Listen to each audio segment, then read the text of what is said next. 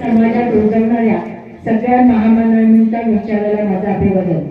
आज आपल्याला कल्पना आहे की तेलारा नगर परिषदेच्या निवडणुकीसाठी आपण इथे आहोत आणि आता या भागामध्ये आपण प्रचार करत असताना माझ्याबरोबर या विचारमंचावरती विद्याधर शामसकर ज्या आपल्या नगराध्यक्ष पदाच्या जवळकार सुनील राठोड, कल्पना हिराळे, कैलास डोकळे,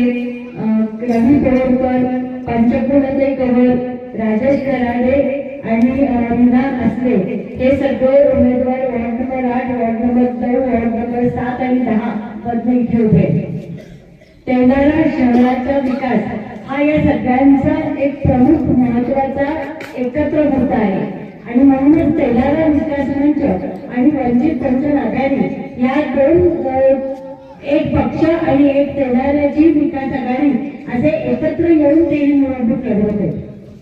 आपल्याला सगळ्यांना माहिती आहे आपण तेवढे सुशिक्षित जाणकार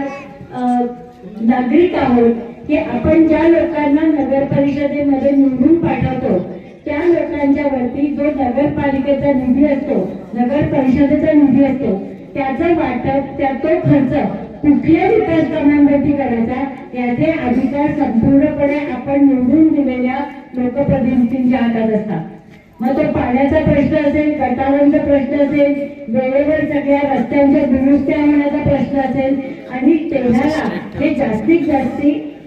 राहण्याच्या दृष्टीने अतिशय चांगलं शहर बनवलं आणि काय छान शहर आहे असं तेलाऱ्यामध्ये आल्यावरती वाटलं पाहिजे। अशा पद्धतीचं तेलाऱ्याचं रूपांतर करण्याचे स्वप्न या सगळ्यांनी एकत्रितरित्या बाळगलेलं आहे आणि त्याच्यासाठी आपण विकास मंचाबरोबर तेलारा विकास मंच आणि वंचित बहुजन आघाडी हे एकत्र येऊन पॅनल करून निवडणूक लढवत आहे।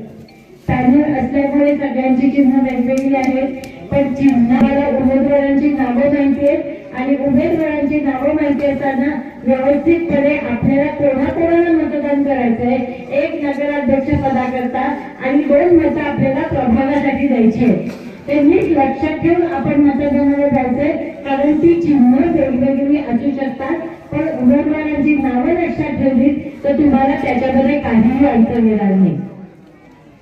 खूप वेळेला एखादा पॅनल तयार केला की वेगवेगळ्या संघटनांनी एकत्र